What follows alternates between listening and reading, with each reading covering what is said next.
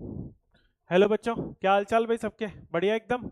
तो बच्चों अपन लोगों ने बहुत सारे जो है अपने अर्थमेटिक के चैप्टर्स कवर किए। अब आज के लेक्चर में बच्चों अपन लोग कवर अप करेंगे एसबीआई क्लर्क 2023 के पेपर्स। ठीक है, मैक्सिमम क्वेश्चंस अपन ने कवर अप करने की कोशिश की है, मैक्सिमम शिफ्ट्स में से। ठीक है, अर्थमेटिक है, इसके बाद फिर अपन लेंगे डीआई के। ठीक है, तो अपन पहले क्वेश्चन से स्टार्ट करते हैं। मैक्सिमम कॉन्सेप्ट्स मैं आप लोगों को ऑलरेडी क्लास में समझा चुका हूँ, जो छोटा मोटा नया कॉन्सेप्ट मिलेगा वो मैं आपको बता दूंगा। ठीक है, चलो पहले क्वेश्चन से स्टार्ट करते हैं। देखो, तो मस्त भाई खाना वाना खा पी के बैठ जाना आराम से। ठीक है, थोड़ा लंबा लेक्चर है, आराम से अपन सारी चीजें डिटेल में डिस्कस करेंगे। ठीक है, sum of the ages of the Aman, Bablu, Chandu and Malkhan is 78 years.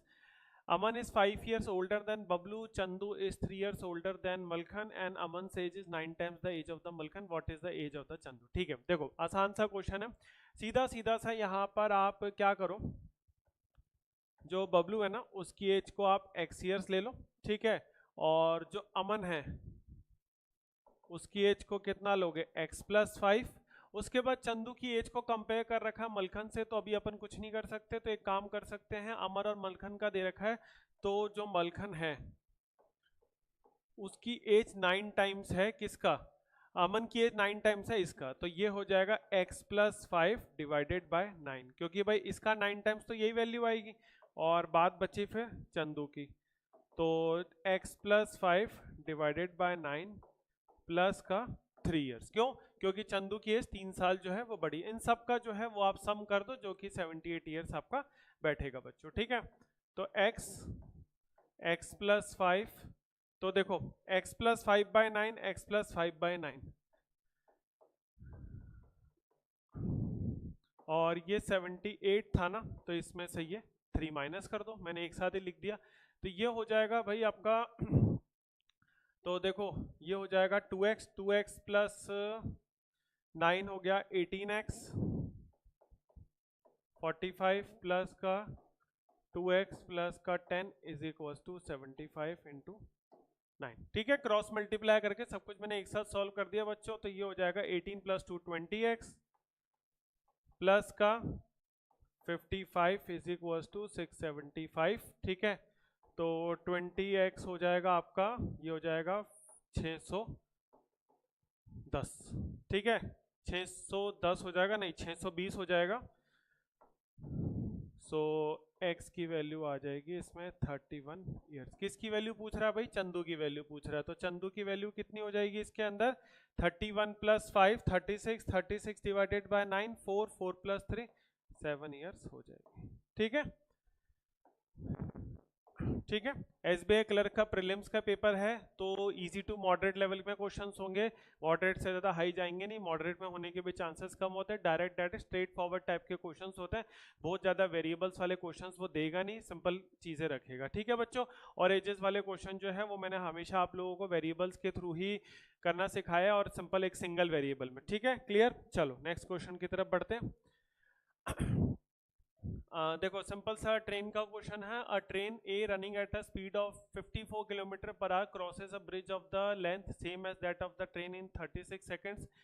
If a train B which is 230 meters long crosses the same bridge in 25 seconds, find the speed of the train B. ठीक है, train आपको train B की जो है वो speed बताना है, तो सीधा सीधा सा देखो ट्रेन ए के बारे में क्या इन्फॉर्मेशन दे रखी है, 54 किलोमीटर पर आवर की स्पीड से चल रही है, वो एक ब्रिज को क्रॉस करती है same as that of the train in 36 seconds. ठीक है, तो देखो 36 सेकेंड्स है, और आप सब लोगों को बच्चों फॉर्मूला पता है, L1 प्लस L2 मतलब length of train plus length of platform, या जो भी आपका ब्रिज हो गया। ठीक है, ब्रिज को करते हैं तो ब्रिज की length divided by speed of train, तो यहाँ पर सेकंड्स के अंदर हो गया, और L प्लस L क्योंकि दोनों की स्पीड सेम है। अब देखो ये है आपका 54 किलोमीटर पर आवर, मैंने हमेशा आप लोगों को बोला है 72 किलोमीटर पर आवर की स्पीड होती है 20 मीटर पर सेकंड, 36 की स्पीड होती है 10 मीटर पर सेकंड, तो हमेशा ये वैल्यूज याद रखनी है आप लोगों को, याद रख लो उसको। ठीक है, तो ये हो जाएगा 2L की वैल्यू कितनी हो जाएगी, 36 इंटू 15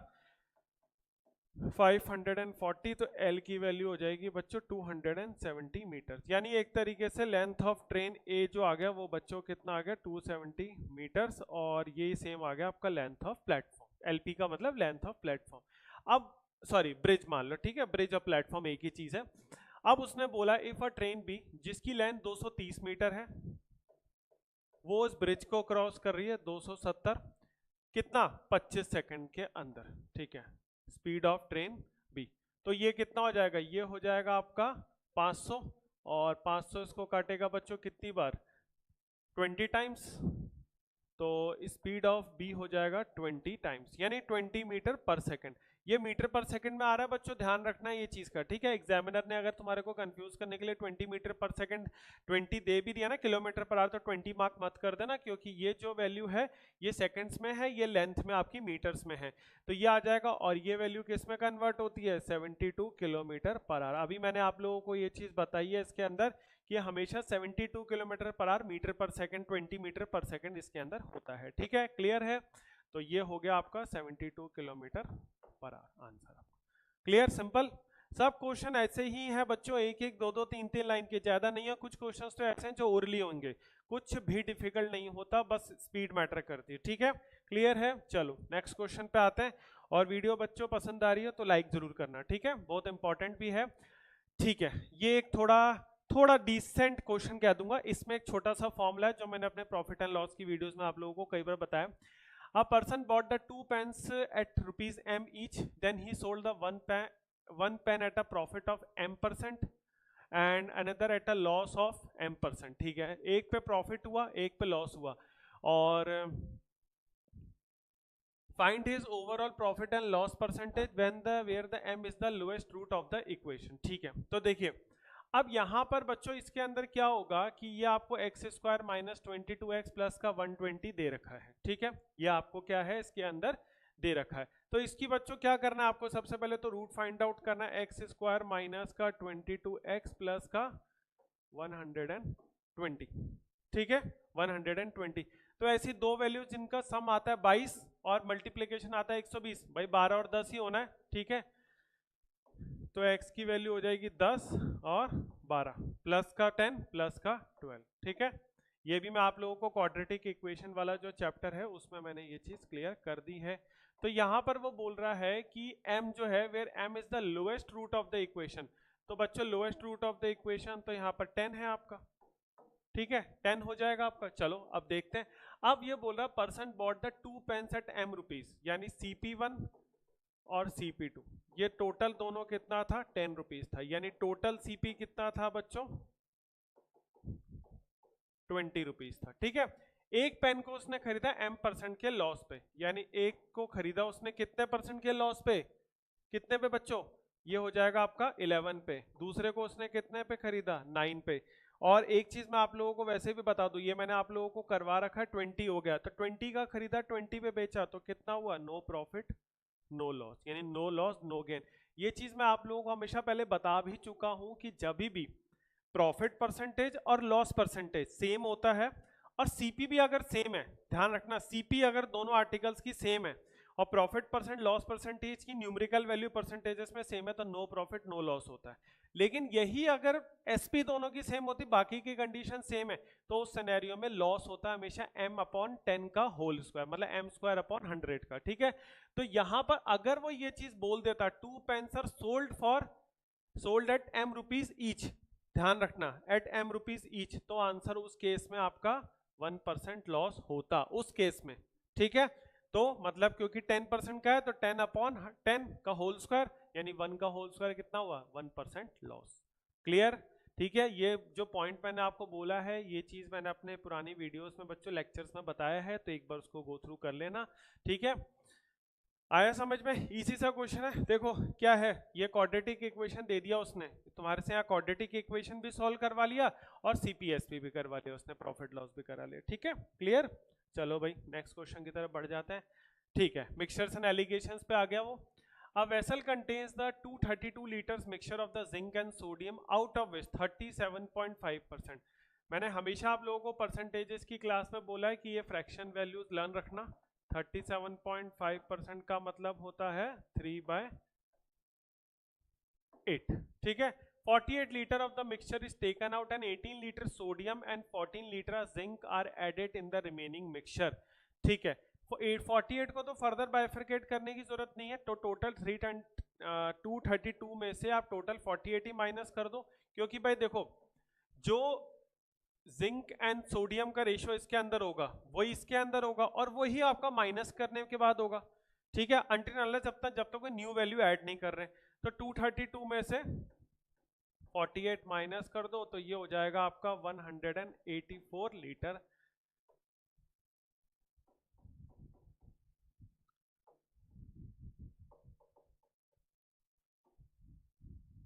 रिमेनिंग सॉल्यूशन, ठीक है, रिमेनिंग सॉल्यूशन। अब उसके बाद ये हो जाएगा आपका, अब इसमें से क्या करो 3/8 निकाल लो और ये हो जाएगा 5/8, मतलब बचा हुआ कर लेना, तो ये जाएगा आपका 23, तो ये हो जाएगा बच्चों 69 और ये हो जाएगा आपका 115, 69, हाँ ठीक है बिल्कुल सही है। अब 69 लीटर जो आया वो 37.5% क्या था, sodium,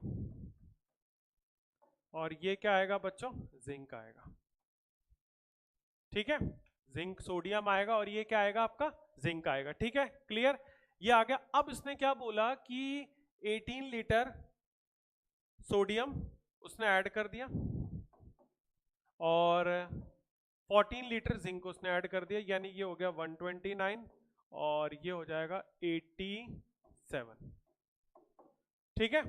find the ratio between the quantity of the sodium to zinc, sodium to zinc 87 ratio 129, 3 से काटोगे 29, 3 से काटोगे 43, तो आंसर हो जाएगा 29 रेशियो 43।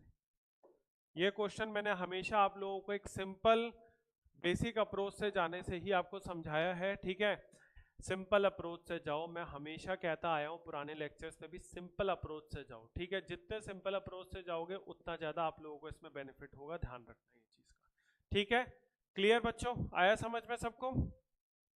तो 29 रेशो 43 होगा और गलती से आंसर ये मत मार्क कराना, क्यों बताऊं, देखो ये बहुत छोटी चीज है, रेशो किसका पूछ रहा है, सोडियम एंड जिंक का, क्योंकि जिंक एंड सोडियम कहीं आप जल्दी जल्दी में मार्क कराओ 43 रेशो 29 या 29 43, एग्जामिनर ये काम करता है, घुमाता है चीजों को, ठीक है, सही करते करते भी बच्चों को पता है ये आंसर सही है और गलत क्या है, वो रेशो के चक्कर में गलती कर देते हैं, ठीक है, क्लियर। चलो अब आ जाओ टाइम एंड डिस्टेंस के क्वेश्चन पे। अ बोट, हाँ बोट्स एंड स्ट्रीम्स का क्वेश्चन आ गया। अ boat travels from the point A two point be a distance of 12 kilometre, from A it travels the 4 kilometre downstream in 15 minutes and the remaining 8 kilometre up stream, मतलब उसी 12 kilometre के अंदर जो बचा हुआ 8 kilometre था वो up stream distance था, पॉइंट बी पे वो पहुंच जाता है, ठीक है। If the distance if the downstream speed is twice as high as the upstream speed, what is the average speed of the boat from the journey A to B. देखो average speed दो तरीके से निकलती है, जब distance same हो और जब डिस्टेंस अलग हो। जब डिस्टेंस सेम हो तो 2xy अपॉन xy लगा दो, मतलब twice into upstream into downstream divided by upstream plus downstream, ठीक है। लेकिन जब डिस्टेंस अलग हो तो total distance upon total time, तो यहाँ पर 4 और 8 है तो टोटल डिस्टेंस अपॉन, तो टोटल डिस्टेंस तो अपने को पता है 12 किलोमीटर। अब बात आती है टोटल टाइम की, वो कैसे निकालेंगे। तो बच्चों टोटल टाइम कैसे निकलेगा, जो सपोज करो उसने जो डाउनस्ट्रीम का टाइम निकाला है, तो देखो डाउनस्ट्रीम का भी टाइम आपको दे रखा है, बस एक ही चीज निकालनी है आपको, क्या निकालना है, अपस्ट्रीम का टाइम, ठीक है। तो इसके लिए आप क्या करोगे, पहले स्पीड इन डाउनस्ट्रीम निकालोगे। देखो 4 किलोमीटर चलता है 15 मिनट में, तो 1 घंटे में कितना चलेगा, 15 4 60, तो 4 4 16, यानी से स्पीड इन डाउनस्ट्रीम है वो कितनी है, 16 किलोमीटर पर आवर, ठीक है। उसने ये बोला कि जो डाउनस्ट्रीम की स्पीड है वो ट्वाइस हाई है अपस्ट्रीम की स्पीड से, तो अपस्ट्रीम की स्पीड कितनी हो जाएगी, भाई इसका हाफ ही थी ना, इसका ट्वाइस हाई तो 16 हो जाएगा। ऐसी कौन सी वैल्यू की जिसका ट्वाइस जो है वो आपका 16 होगा, 8 हो जाएगा, ठीक है। अब उसने 8 किलोमीटर को 8 की स्पीड से चला, तो इसका मतलब 8 डिवाइडेड बाय 8, ये कितना हो जाएगा, 1 आवर, ठीक है। तो टाइम इन डाउनस्ट्रीम कितना था, 1/4 आवर्स, भाई 15 मिनट्स था, 15 अपॉन 60, तो एवरेज स्पीड हो जाएगी 12 अपॉन 5/4, 1 + 1/4 ऐड करोगे तो ये हो जाएगा आपका 2.4 इंटू 4 9.6 किलोमीटर पर आवर,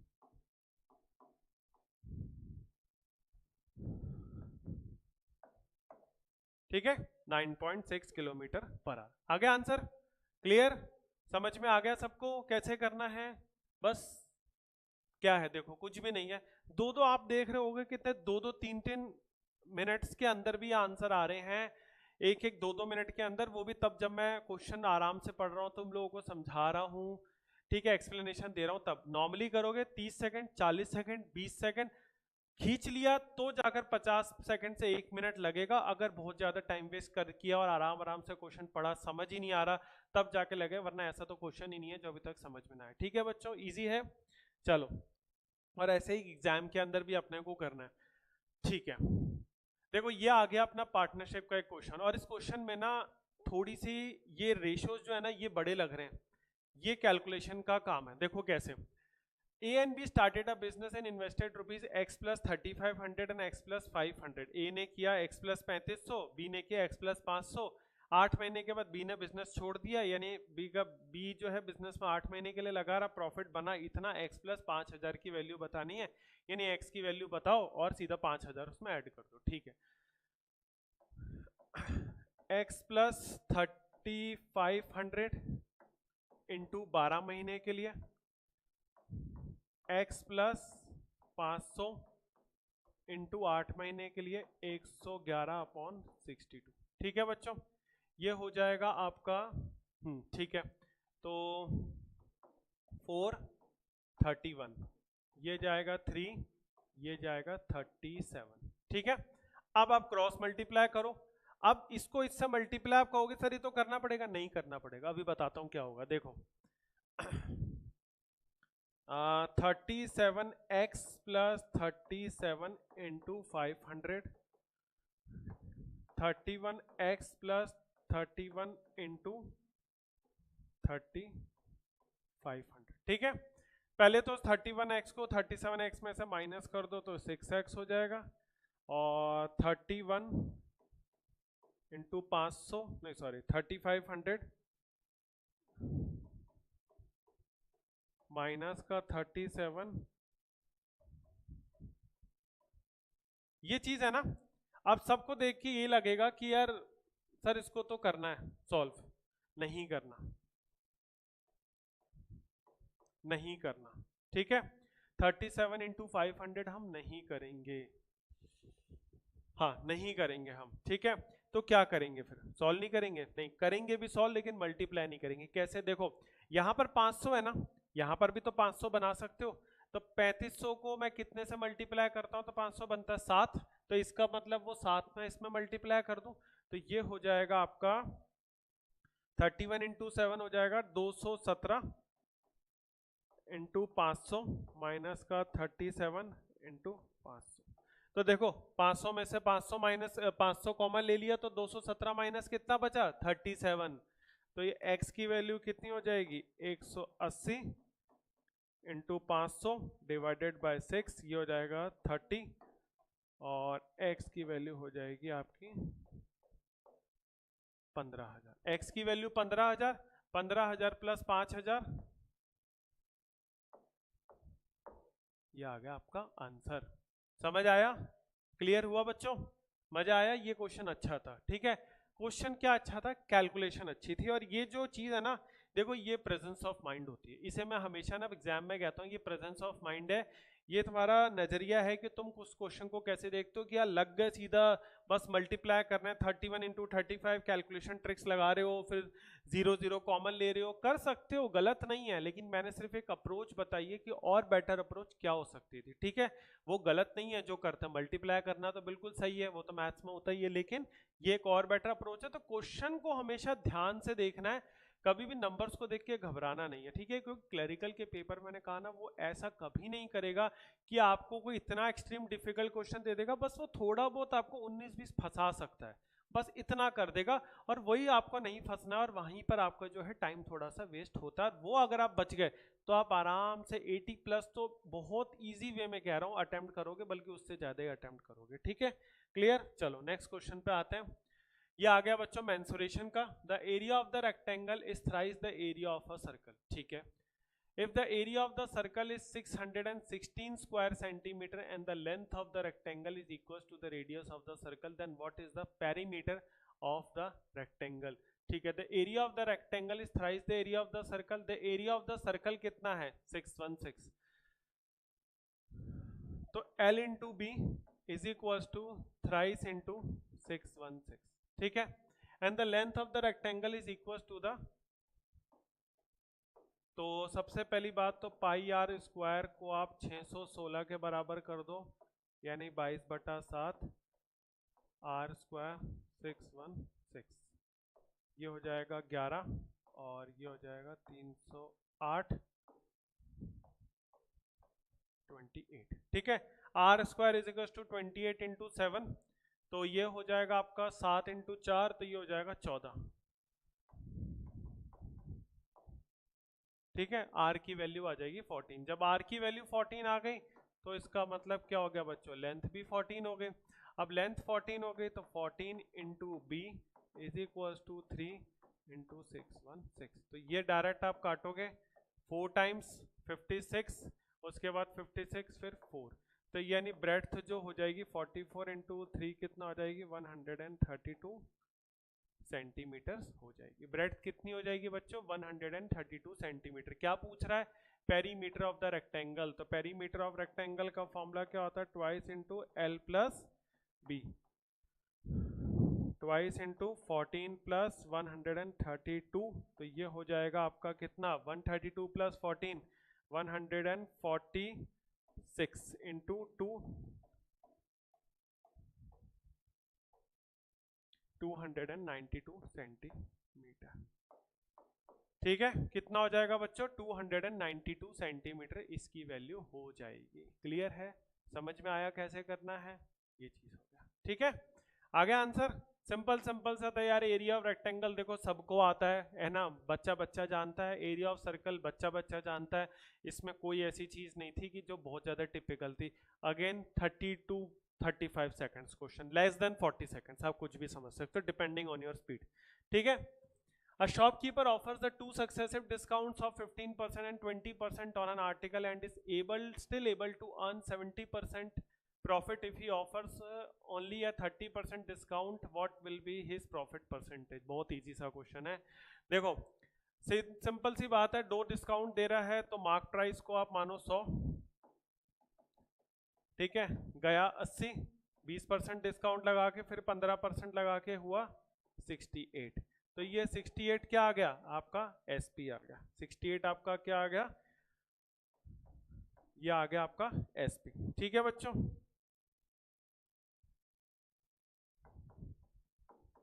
ये आ गया आपका एसपी, ठीक है। अब ये बोल रहा है कि 70% का हुआ प्रॉफिट, सॉरी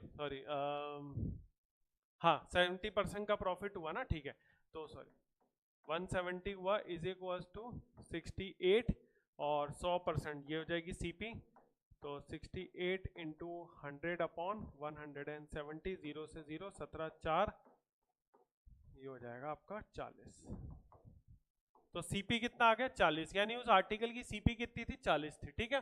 वो बोल रहा है कि अगर शॉपकीपर सिर्फ 30% डिस्काउंट दे तो एसपी कितना हो जाएगा 70 हो जाएगा, ठीक है। एसपी कितना हो जाएगा 70 की चीज को 40 की चीज को 70 में सेल कर रहा है तो प्रॉफिट कितना हुआ 30, तो प्रॉफिट परसेंटेज निकालोगे तो कितना हो गया 30, सीपी कितना है 40 मल्टीप्लाई बाय 100, 3/4 ऑफ 100 कितना हो जाएगा 75%। क्लियर आया समझ में सबको, सिंपल सा क्वेश्चन था। देखो मैं सारे क्वेश्चन जितने भी करवा रहा हूं ना, आप लोगों ने एक चीज नोटिस किया होगा कि मैं वही अप्रोच सॉल्व कर रहा हूं जो मैंने हमेशा अपने लेक्चर्स में बताया है। ऐसा कुछ नहीं है कि मैं भाई आप लोगों को पढ़ाई अलग चीज है और लेक्चर्स में अप्रोच अलग है। मेरी अप्रोच स्ट्रेट फॉरवर्ड है, सिंपल है, और एक बार अगर समझ में आ गया, दिमाग में बैठ गया, तो रट्टाबाजी कम से कम और समझने का काम ज्यादा से ज्यादा, ठीक है। कुछ छोटे छोटे पॉइंट्स बस लर्न करने, बाकी मेन फॉर्मूले लर्न करने, जो तो बिना उसके मैथ्स हो ही नहीं सकती, बाकी नो रट्टाबाजी, ठीक है, सिर्फ समझने का काम और स्पीड पे फोकस। चलिए ये आ गया अपना परसेंटेज का क्वेश्चन, और देखो कितना फालतू सा क्वेश्चन है, कितना आसान सा क्वेश्चन है। 2 कैंडिडेट्स ने एक इलेक्शन लड़ा, नो इनवैलिड वोट्स, कोई उसमें से ये नहीं दे रखा कि इतने बंदे वोट करने नहीं गए, सिर्फ दे रखा है कि भैया 62% जीतने वाले को मिला, तो इसका मतलब हारने वाले को कितना मिलेगा 38। उन दोनों का जो डिफरेंस है वो कितना है आपका, वो हो जाएगा आपका 62 24%। तो जो 24% है वो 864 के बराबर है। What is the total number of votes polled, तो ये हो जाएगा 100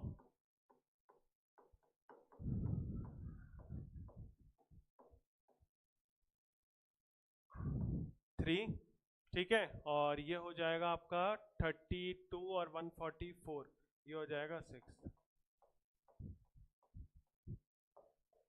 3600, ठीक है।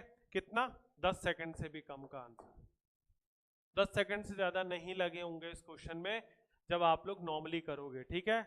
ये सब चीजें करोगे तो देखो एक लाइन का आंसर है, ठीक है। बस ये करना है, 864 डिवाइडेड बाय 24 करना है, ये मन में भी कर लेते ना तो भी आंसर आ जाता, एक क्वेश्चन पेन उठाने की जरूरत नहीं पड़ती, ठीक है। क्लियर, समझ में आ रहा है ना भाई, सबको समझ में आ रहा है तो लाइक जरूर करो भाई वीडियो को, ठीक है। चलो ये है, देखो क्वेश्चन तो एलिगेशंस का है, रेशियो से भी हो सकता है बट अपन इसको एलिगेशन से करेंगे, ठीक है। जैसे मैंने आपको बताया एलिगेशंस कई जगह यूज करते हैं। आयरन जो है वो 17 टाइम्स हैवियर है वाटर से, ठीक है। देखो आयरन के वेट को वाटर से कंपेयर किया, कॉपर के वेट को उसने वाटर से कंपेयर किया, जो मिक्सचर बनेगा 12 times heavier than the water, उसने भी इसको वाटर से कंपेयर किया, मतलब तीनों चीजों को इसने जो है तीनों चीजों को वाटर से कंपेयर किया। तो सीधा सीधा से काम करते हैं ना बच्चों, अपन वाटर के वेट को 1 मान लेते हैं, ठीक है। तो जो आयरन का वेट है वो कितना है 17, कॉपर का जो वेट है वो कितना है 9, और जो मिक्सचर बन रहा है अलॉय, ठीक है इसमें ऐसा कोई लिखा नहीं है, आप अलॉय मान लो, तो अलॉय कितना है 12 टाइम्स, ठीक है। अलॉय वर्ड कहीं यूज नहीं किया, जो भी मिक्सचर आपका बन रहा है ऐसा समझ लो। तो सीधी सीधी सी बात है 9 17, तो 17 में से 12 जाएगा कितना बचेगा 5, 12 में से 9 बचेगा कितना हो जाएगा 3 हो जाएगा, ठीक है। 5:3। अब ये जो 5:3 आया, देखो आयरन था आपका ये और कॉपर था ये। अब इसने पूछा है in what ratio both the mixed metal should be mixed, तो both the metal should be mix का मतलब है कि ऊपर जिस ऑर्डर में दे रखा है ना आयरन फिर कॉपर,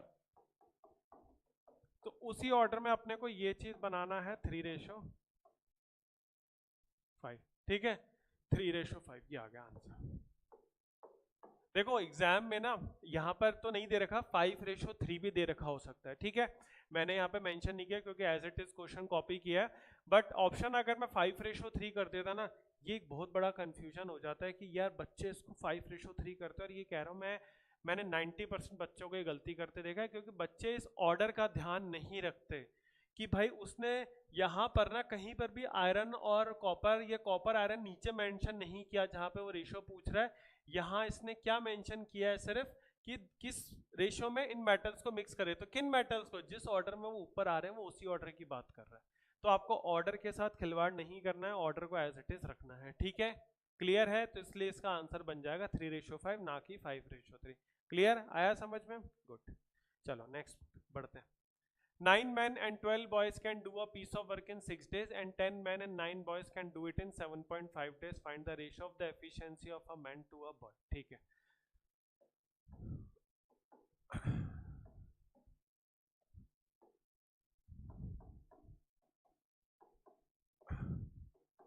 देखो ये इक्वेशन आप सब लोगों को पता है, formula m1d1 is equal to m2d2, ठीक है। तो ये 6 हो गया, 1.5 से घटा 4 टाइम्स, ये आपका 5 टाइम्स, मल्टीप्लाई कर लेते हैं, 9 4 जा 36 m, 12 4 48 boys, 5 10 50 men, 9 5 जा 45 boys, ठीक है। तो ये हो जाएगा आपका 14m,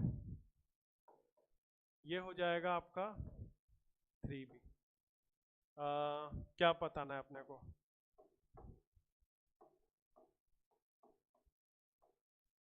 भाई बताओ। Find the ratio of the efficiency of a man to a boy. आ गया आंसर, बस बात खत्म। M1 D1 M2 D2 मतलब formula based question, direct formula answer, formula answer, calculation में कोई परेशानी नहीं, बस सिंपल सा कॉन्सेप्ट पता होना चाहिए, ठीक है, सीधा सीधा आंसर आएगा। क्लियर है? जल्दी तो नहीं हो रही भाई, क्योंकि देखो क्वेश्चन आसान है, मैं ये सारी चीजें मैक्सिमम जो भी मैंने लेक्चर्स आप लोगों को डिलीवर किए हैं वो सब में ये सारे कॉन्सेप्ट्स हैं, तो ऐसा नया कॉन्सेप्ट कुछ भी नहीं है कि सर ये कहाँ से फॉर्मूला आ गया, ठीक है। और आप लोग क्लेरिकल का पेपर दे रहे हो तो ये एक्सपेक्टेड है कि भाई बच्चों बेसिक फॉर्मूलेज आप सब लोगों को आते हैं, ठीक है, क्लियर। चलो नेक्स्ट क्वेश्चन की तरफ आ देंगे। Speeds of the train P and train Q are 90 and 72 km/h. When traveling in the opposite direction, they cross each other in 12 seconds. The length of the train Q is 250. सीधा सीधा सा बताना है, जब दोनों अपोजिट डायरेक्शन में cross करते हैं तो time is equal to L1 plus का L2 अपॉन S1 माइनस का S2 प्लस का S2, क्योंकि अपोजिट है, सेम डायरेक्शन में माइनस हो जाता है, ठीक है। तो बस कहानी खत्म। 12 इज इक्वल्स टू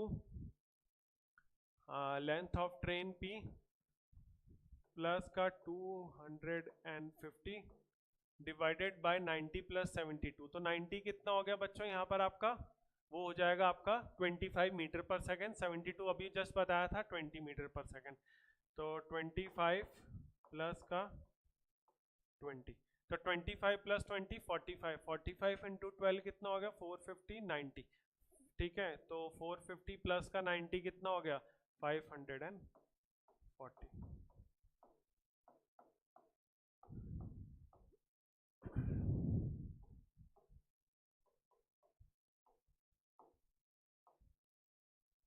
ठीक है। एलपी की वैल्यू हो जाएगी 290,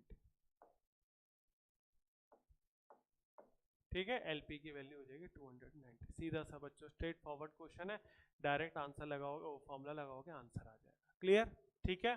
फॉर्मूला आप सब लोगों को मैंने बता ही रखा है, L1 plus L2 upon S1 plus S2, S1 minus S2 होगा सेम डायरेक्शन के लिए, हाँ सेम डायरेक्शन के लिए, और S1 प्लस S2 होगा अपोजिट डायरेक्शन के लिए, ठीक है, क्लियर। चलिए नेक्स्ट क्वेश्चन पे आते हैं। The perimeter of a square is 72. If the radius of a circle is 4 centimeter less than the side of that square, then what is the area of the circle? यार orally होने वाला question है, कर देते हैं ऐसे ही। तो 72 है ना, डिवाइडेड बाय 4, 18 आ जाएगा, साइड ऑफ स्क्वायर में से 4 कम करोगे, 18 में से 4 कम करोगे 14 आ जाएगा, तो 14 आ गया रेडियस, बस एरिया ऑफ बताना है, तो पाई आर स्क्वायर यानी 22/7 into 14 into 14 2, 14 2 28, 28 2 56, 56 into 11 616,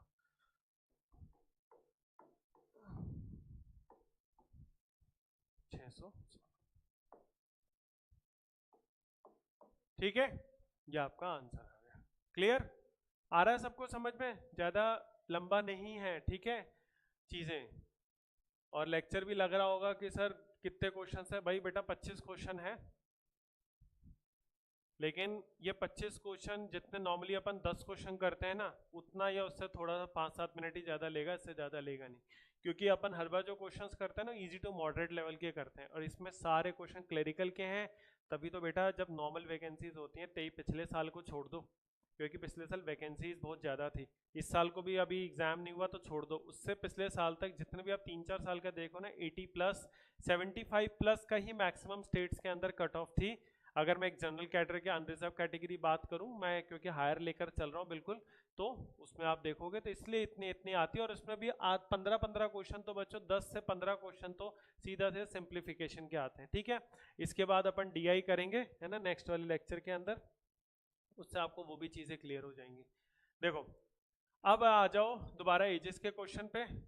7 years later from now A will be as old as B was 4 years ago. C was born 2 years ago. The average age of the A, B and C 10 years later will be 33 years. What is the present age of it? ठीक है, ये 1 minute के लिए मान सकते हैं। थोड़ा सा एक चीज स्टार्टिंग करने की है, अपन एक काम करते हैं, जो B है ना उसकी प्रेजेंट एज, PA का मतलब उसको अपन X years ले लेते हैं, ठीक है।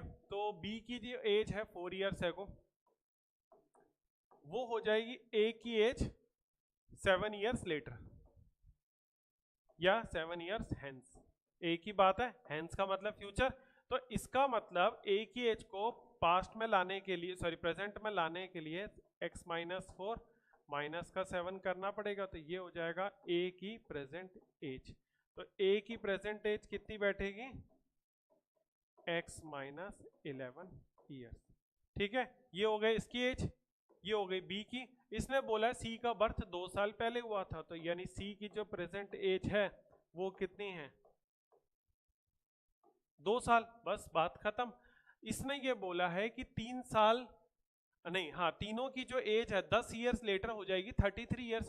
तो भाई 33 ईयर्स 10 साल बाद होगा एवरेज, तो इसका मतलब अभी एवरेज कितना है 23।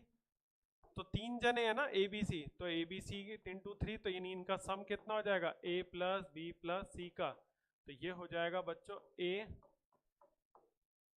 प्लस बी प्लस सी का सम हो जाएगा 69। इन तीनों को ऐड कर दो, तो ये हो जाएगा आपका x plus x minus 11 plus का 2,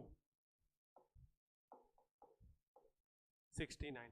x प्लस एक्स 2x, तो 69 में से 2 जाएगा कितना होगा 67, 67 में से प्लस का 11, तो ये हो जाएगा 78, 78 हो गया। तो x की वैल्यू हो जाएगी 39, x की वैल्यू हो गई बच्चों कितनी 39। What is the present age of a, तो प्रेजेंट एज ऑफ a बताना है, तो ये a की एज इसमें डाल दो, तो ये कितना हो जाएगा 39 माइनस 11, 28 ईयर्स, ठीक है। a की एज हो जाएगी 28 ईयर्स, ठीक है। क्लियर, आया सबको समझ में ये चीज, ठीक। तो ऐसा करना बस। इसमें कंपेरेटिवली पिछले क्वेश्चन से थोड़ा सा ठीक कह सकता हूँ, क्योंकि एजेस वाले में क्या होता है कि ये हैंड्स ले जाना और ये एगो वाले में ये थोड़ा दिक्कत करता है ना। तो इसलिए हमेशा क्या है, चीज़ को जैसे सिंपल आता है ना वैसे ही लेकर चलो, ठीक है। वेरिएबल्स लेके करना ये सबसे इजी रहता है, ज़्यादा रेशियोज के चक्कर में मत पड़ना है इसमें, ठीक। चलो प्रोबेबिलिटी का पहला क्वेश्चन एक प्रोबेबिलिटी का भी आ गया, ठीक है। A single card is chosen at random from a standard deck of 52 playing cards, 52 cards होते हैं, आप सबको पता ही है। What is the probability of a queen or a club? Queen कितनी होती है बच्चों, 4 होती हैं, ठीक है। हर एक सूट की एक क्वीन होती है, तो टोटल 4 क्वीन होती है। और अ क्लब, या तो फिर एक क्वीन आ जाए या एक क्लब आ जाए। तो क्लब कितने होते हैं भाई, देखो 52 कार्ड्स होते हैं, 4 सूट्स होते हैं, तो हर एक सूट के कितने कार्ड्स हो गए 13 का, हाँ 13 कार्ड्स हो गए, ठीक है भाई। क्लब के हो गए 13 कार्ड्स। अब क्लब के अंदर 13 कार्ड्स में से जो क्लब की क्वीन है वो भी इंक्लूड हो जाएगी। तो इसके अलावा क्वीन कितनी बची भाई, आप 4 क्वीन हो गई। 4 क्वीन को तो ऐड डायरेक्टली नहीं कर सकते, क्योंकि 4 जब ऐड करोगे तो उसमें से एक जो क्वीन है वो क्लब की है, तो जो ऑलरेडी वो तो 13 में इंक्लूडेड हो चुकी है ना, तो वो तो नहीं करोगे। तो कितना ऐड करोगे, 3 ही तो करोगे। तो टोटल कितना हो जाएगा 16, बस प्रोबेबिलिटी कितनी हो जाएगी 16 अपॉन, तो ये हो जाएगा 16, 4 से काटते हैं 4/13। आंसर कितना आ जाएगा, ठीक है 4/13 आ जाएगा। The probability of a queen और अ क्लब, सिंपल, ठीक है।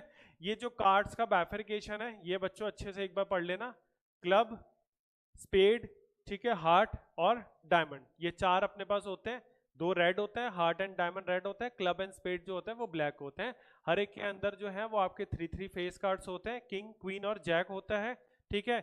और जो बाकी के होते हैं 26 रेड 26 ब्लैक, ऐसे समझ सकते हो, ठीक है। ये चीजों का बाइफरकेशन अच्छे से एक बार समझ के जाना, ये इंपॉर्टेंट होता है। चलिए,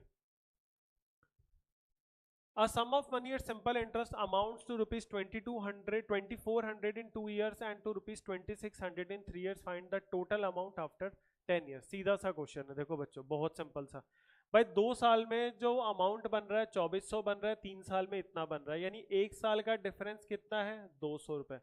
तो यानी 1 साल का इंटरेस्ट कितना है 200 रुपए, तो 2 साल का इंटरेस्ट कितना था 400 रुपए। तो यानी एक बात तो क्लियर हो गई कि जो प्रिंसिपल है वो कितनी है 2000 रुपए, ठीक है। अब वो पूछ रहा है यही सेम अमाउंट आपका 10 साल बाद कितना बन रहा है। देखो दिक्कत ये तब होती है जब ये कंपाउंड इंटरेस्ट होता है। उसने क्वेश्चन को आसान कर दिया क्योंकि सिंपल इंटरेस्ट बनाकर। तो 1 साल का इंटरेस्ट बच्चों 200 रुपए, ठीक है। तो 10 साल का कितना हो जाएगा 2000 रुपए। तो 10 साल का 2000 हो जाएगा इंटरेस्ट, 2 साल 2000 तो प्रिंसिपल था, तो टोटल अमाउंट कितना बना? आप लोगों में से मैक्सिमम लोगों ने ये क्वेश्चन बच्चों कर भी लिया होगा, ठीक है, नो डाउट। ठीक है, मैं तो आप लोगों को डिटेल में समझा रहा हूँ और एक है, भले ही आपको पहले से आ जाए या नहीं आए, ठीक है। तो 4000 इसका आंसर आ जाएगा। तो ये ओवरऑल ओरली होने वाला क्वेश्चन है, इसमें कोई लिखने की जरूरत नहीं है, बस वो मैंने एक बार बता दिया कि कैसे कैसे क्या क्या करना है, ठीक है। सिंपल इंटरेस्ट वैसे भी हमेशा आसान ही पड़ता है as compare to compound interest, क्योंकि उसमें प्रिंसिपल चेंज नहीं होता, हर साल प्रिंसिपल सेम रहती है। क्लियर? चलो 17th क्वेश्चन की तरफ बढ़ते हैं। तो मैं बता दूं बच्चों टोटल 25 क्वेश्चंस हैं, ठीक है, 8 क्वेश्चंस और बचे हैं अपने पास, तो घबराना नहीं है, 9 क्वेश्चन इसको इंक्लूड करके। The ratio of the length of the to the breadth of the rectangle is 3:2 and the breadth of the rectangle is 20% more than that of the side of the square. Perimeter जो square का है वो 200 है, अब square का perimeter है 200, तो divided by 4 हो जाएगा, कितना हो जाएगा 50, तो 50 क्या आ जाएगा साइड ऑफ द स्क्वायर। उसने क्या बोला है, ब्रेड्थ ऑफ द रेक्टेंगल 20% मोर है किससे, साइड ऑफ द स्क्वायर से, तो वो हो जाएगा आपका 60 सेंटीमीटर। भाई 60 कहाँ से आया, 20% मोर किसका, 50 का, तो 50 कहाँ से आया, side of the square, 200 divided by 4, 50 आ गया, 50 का 20% कितना हो गया 10, तो 60 हो गया। लेंथ एंड ब्रेड्थ का रेशियो कितना है 3:2, यानी 2 की वैल्यू ये, तो लेंथ की वैल्यू कितनी हो जाएगी 90 सेंटीमीटर, और एरिया पूछ रहा है जो कि होता है लेंथ इनटू ब्रेड्थ, यानी 90 इंटू 60, ठीक है, ये हो जाएगा 6 9 जा 54, आगे 2 0। अगेन मैक्सिमम बच्चों जब मैं कर रहा हूं, आप लोगों में से बहुत सारे बच्चों के क्वेश्चन जो है वो हो गए होंगे, ठीक है, तो ये चीज इसका आपका आंसर आ जाएगा। क्लियर, समझ में आया सबको कैसे करना है, ठीक है, चलिए गुड। और लाइक जरूर करो बच्चों वीडियो को, ठीक है, चैनल सब्सक्राइब करो, क्योंकि सारी जो वीडियोस हैं वो आपको सारे के सारे एप्ट की, एप्टीट्यूड की, अपने कॉन्ट की हेल्प करेंगी उसके अंदर, ठीक है, बहुत ज़्यादा काम की वीडियोस हैं। A vessel contains the 75 liters of the milk and the water in the ratio of 3:2. If x liters of the milk and x minus 5 liters of the water is added to the mixture, then the ratio of the milk to the water becomes the 4:3. Find the value of x plus 5, ठीक है। A vessel contains the 75 liters of milk and the water in the ratio इतना, ठीक है, तो आप 75 को एक काम करो 3:2 में डिवाइड कर दो, तो ये हो जाएगा 45 और 30,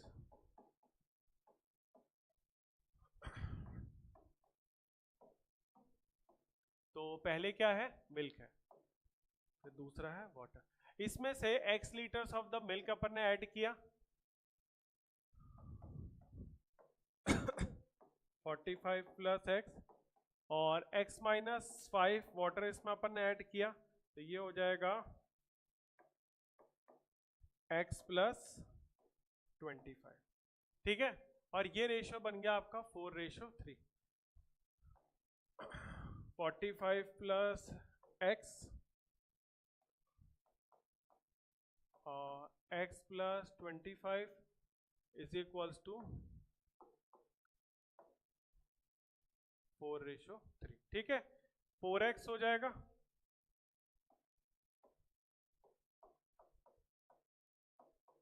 और ये हो जाएगा 45 इंटू 3 हो जाएगा आपका 135, ठीक है, 4x में से 3x जाएगा तो कितना बचेगा x की वैल्यू हो जाएगी 35, शायद x ही पूछ रहा है बच्चों, नहीं x प्लस 5 पूछ रहा है, 35 प्लस 5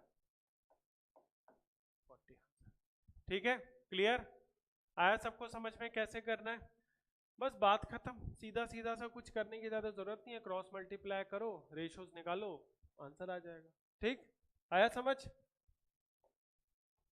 बहुत ज्यादा टिपिकल क्वेश्चन तो बच्चों दिए ही नहीं उसने, और ना ही आते हैं, दिए नहीं भी और आते भी नहीं है, ठीक है, इस बार भी ऐसा ही पेपर आएगा, सिंपल स्ट्रेट फॉरवर्ड क्वेश्चंस होंगे। पीओ में हाँ, जब अपन पीओ का प्रीवियस लेवल करेंगे तो वो इससे थोड़ा हायर लेवल होगा, ठीक है, और इसके होने के बाद जैसे ही 2 शिफ्ट्स के पेपर हो जाएंगे 22 और 23 के, अपन मेंस के लेक्चर जो है वो करना स्टार्ट कर देंगे, ठीक है, जिसमें अपन नो डाउट अपन डीआई एंड दूसरे डिफिकल्ट लेवल क्वेश्चंस अपन करेंगे। चलिए, pipe A can fill the 40% of the tank in 18 minutes and the ratio of the efficiency of the pipes A, B and C is 2:3:1 respectively find the time taken by the pipe से B and C together to fill the 1/3 of the tank. ठीक है, देखो 18 minute लगते हैं उसको 40% tank fill करने में, तो 40% कितना होता है 2/5, यानी 2 की वैल्यू कितनी है 18 मिनट्स, तो 5 की वैल्यू कितनी हो गई, ये हो जाएगा 9, 9 5 जा 45 मिनट्स।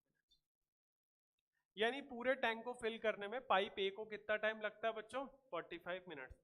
एफिशिएंसी ऑफ ए कितना है 2, आप इसको मल्टीप्लाई करोगे तो टोटल कैपेसिटी आ जाएगी 90, इसका 1/3 पूछ रहा है, कितना हो जाएगा 30। इसको कौन फिल करेंगे 2 + 3 + 1, मतलब तीनों के तीनों मिलाकर फिल करेंगे, तो 2 + 3 + 1 कितना हो गया बच्चों 6 हो गया, तो 30 डिवाइडेड बाय 6 कितना हो गया 5 मिनट्स। समझ में आ गया, क्लियर आया समझ में, तो ये इसका आंसर है।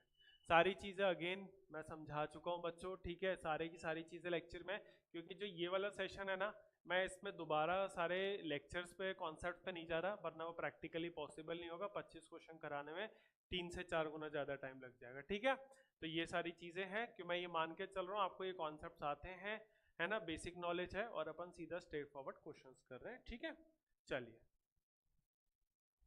अब आ जाइए क्वेश्चन नंबर 20। देखो, a shopkeeper bought the Y chairs for ₹200 each, हर एक चेयर 200 रुपए की है, उसने 40% चेयर्स बेच दी 25% के प्रॉफिट पे, एंड जो रिमेनिंग है उसको बेची है उसने 5% के प्रॉफिट पे। ठीक है, और उसको जो ओवरऑल प्रॉफिट होता है वो होता है 650 रुपीज का होता है। Find the value of Y. ठीक है, तो ठीक है 650 का प्रॉफिट है ना उसको, तो अपन एक काम करते हैं, सिंपल सा एक लाइन की इक्वेशन बनेगी। देखो y का 40% कितना होता है 2y/5, इस पे प्रॉफिट कितना है 200 का 25%, तो कितना हो जाएगा 1/4 यानी 50 रुपीज।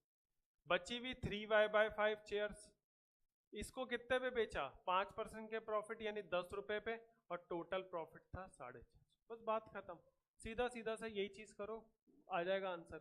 तो ये हो जाएगा आपका कैंसल आउट हो जाएगा 10 से, और ये हो जाएगा आपका 2 से, 5 2 जा नहीं सॉरी 10 2 जा 20, 3 2 जा 6, तो ये हो जाएगा बच्चों 26y इज इक्वल्स टू 650। ठीक है, 26y 650 के बराबर हो जाएगा, तो ये 13 से इसको काट लो,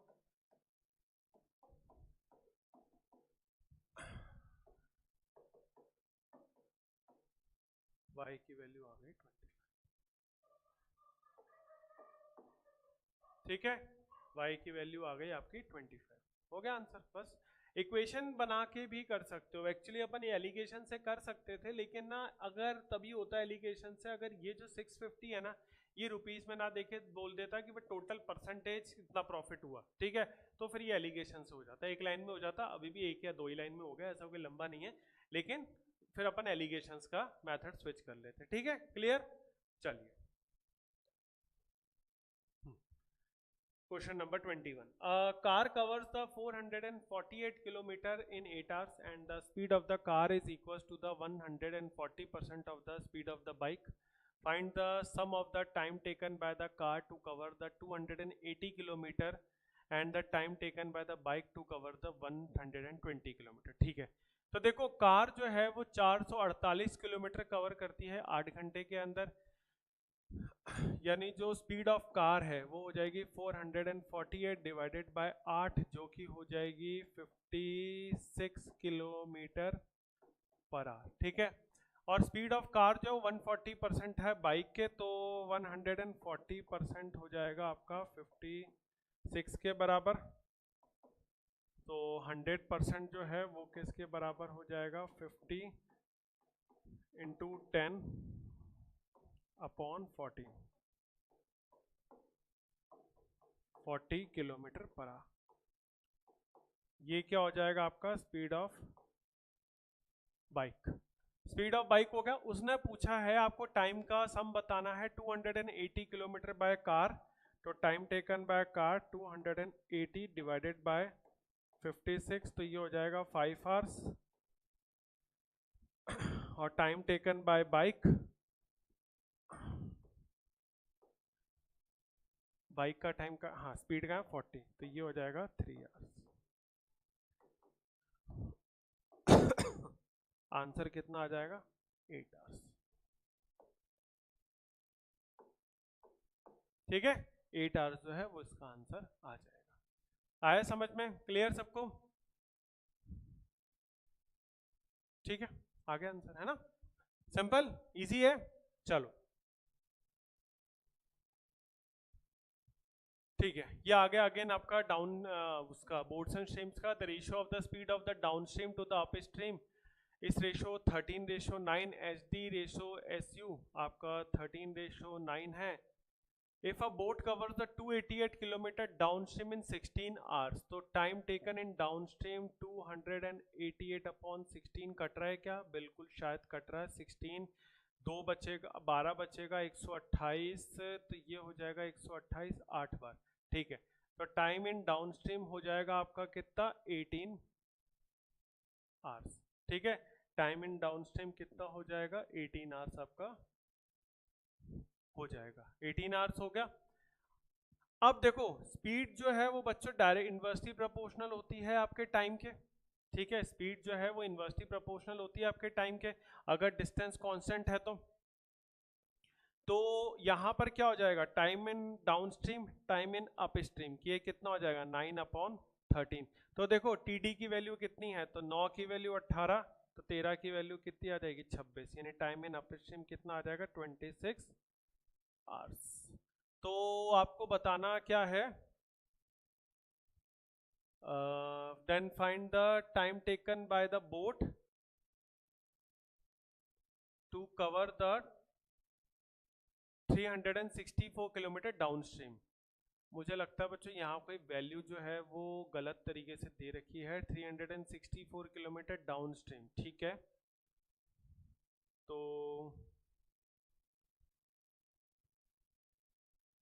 अपन ने सही किया बच्चों, अपने उसमें कोई गलती नहीं है। मैं ये देख रहा हूँ कि मैं कुछ ना कुछ गड़बड़ हो गई है इस क्वेश्चन की प्रिंटिंग में, या इस क्वेश्चन में कुछ ना कुछ गलती है, क्योंकि 364 किलोमीटर डाउन स्ट्रीम है, तो 364 डिवाइडेड बाय 18 चलो कर लेते हैं एक बार, शायद इसी से जा रहा हो, लेकिन ये जा नहीं रहा है बच्चों, है ना, ये जा नहीं रहा है, तो इसमें कुछ ना कुछ पक्का गड़बड़ हुई है। या तो फिर ये वैल्यू आपकी अप स्ट्रीम हो सकती है शायद, अगर इसको हम यहाँ पे करेक्ट करें तो ये अप स्ट्रीम अगर हो जाएगी तो टीयू की वैल्यू हो जाएगी आपकी 18।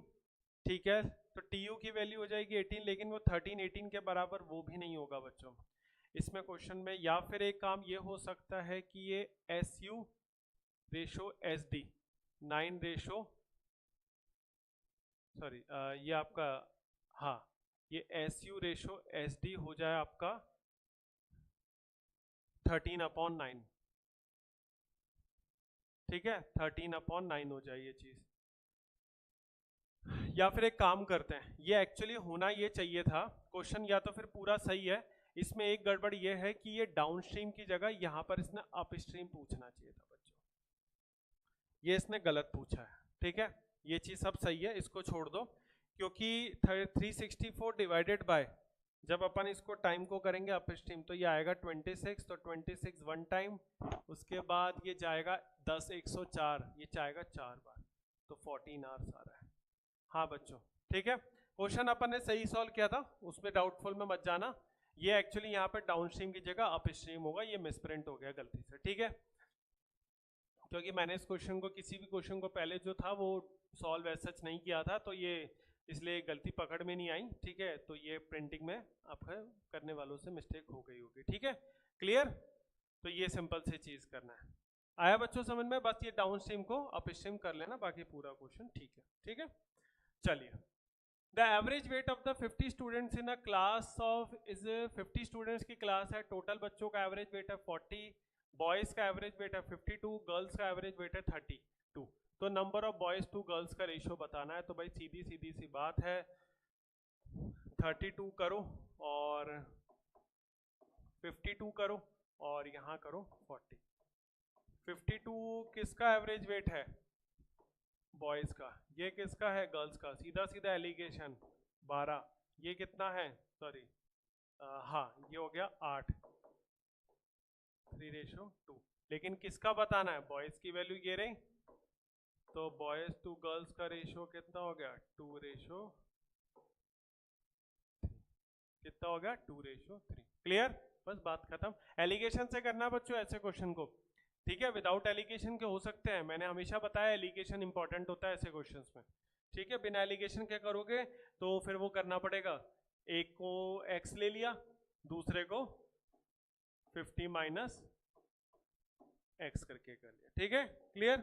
चलिए उसके बाद ये आ गया, if the 32 man can do a piece of work in 25 days and working 10 hours in a day, then how many more man are required to complete the work in 20 days working 8 hours a day, ठीक है। 32 into 25 into 10, कितने और man चाहिए, late दे से M2 कितना 20 दिन और 8 घंटे, तो 0 से ये 0 काट लो और उसके बाद क्या करोगे, 8 2 16, तो ये हो जाएगा 2, तो M2 की वैल्यू कितनी हो जाएगी 50। 50 बंदे तो अब लग रहे हैं लेकिन पहले भी तो 32 थे, तो ये कितना हो जाएगा 18 मोर मैन, ये आ गया ए ऑप्शन, ठीक है, 18 मोर मैन। क्लियर, आया सबको समझ में क्या करना है।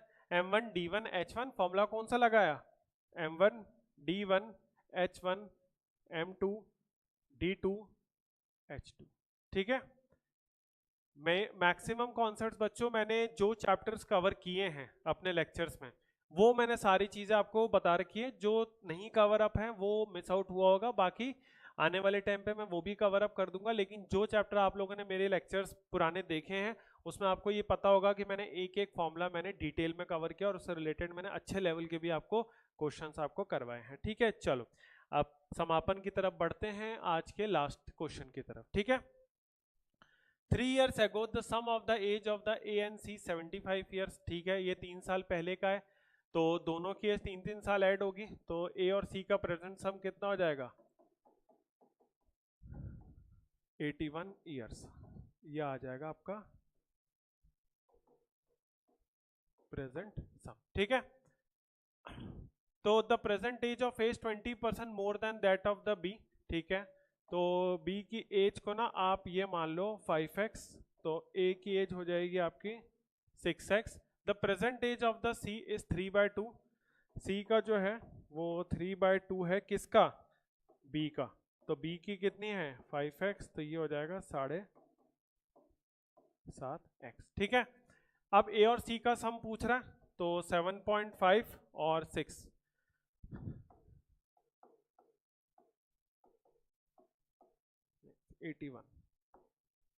ये जा रहा है 6 बार, क्योंकि 13.5 का जो डबल होता है वो होता है 27, ठीक है। तो ये x की वैल्यू कितनी आ जाएगी बच्चों 6 आ जाएगी। Find the age of the B, तो एज ऑफ द B बताना है ना, तो ये हो जाएगा 5 6 30, 8 ईयर्स हैंस, तो 8 ईयर्स हैंस कितना हो जाएगा 30 + 8 38 ईयर्स, ठीक है, प्लस 8 इसमें और जोड़ दोगे तो कितना आ जाएगा 38 ईयर्स आ जाएगा, ठीक है। आ गया समझ में, तो ये हो गया अपन ने मैक्सिमम क्वेश्चंस अपन ने शिफ्ट्स के कवर अप किए हैं 2023 के, ठीक है। हुआ आपका 2024 में था ये पेपर, लेकिन उसको बोलते हैं SBI क्लर्क 2023 ही है, ठीक है, क्योंकि इस बार जो तुम पेपर देने जा रहे हो ना अभी 22 तारीख से, वो SBI क्लर्क 2024 कहलाएगा, ठीक है। हो 2025 में रहे, 25 वाला इस साल के एंड में या फिर अगला 2026 की स्टार्टिंग में होगा, तो इस चीज का ध्यान रखना, ठीक है। तो ये था चीजें मैंने मैक्स, और इसमें से ऑलमोस्ट सारे टॉपिक आ गए अर्थमेटिक के, सिंपल इंटरेस्ट आ गया, प्रोबेबिलिटी आ गया, परसेंटेज आ गया, प्रॉफिट लॉस आ गया, time and work, averages, ratios, partnership, alligations, time and distance, boats and streams, ages, सारे आ गए, ठीक है। तो इसमें पूरा अपना कंप्लीट लेक्चर हो गया। अब अपन ने 2023 मैंने इसलिए कवर किया क्योंकि लेटेस्ट था। अगली वाली क्लास में बच्चों अपन DI कवर अप करेंगे, ठीक है, जो 2023 का होगा। मैं कोशिश करूंगा कि 2023 के बाद 2022 का भी वो अपन कवर अप कर लें, क्योंकि उसका वेटेज जो है वो अपना 10 to 15 नंबर एटलीस्ट रहता ही है, ठीक है, क्लियर। तो आई होप आप लोगों को लेक्चर समझ में आया बच्चों, चीजें क्लियर हुई। तो पसंद आया वीडियो तो लाइक कर दो, चैनल को सब्सक्राइब कर दो, अपने फ्रेंड्स के साथ शेयर करो। मिलते हैं हम आप लोगों से नेक्स्ट वीडियो में, टिल देन जय हिंद।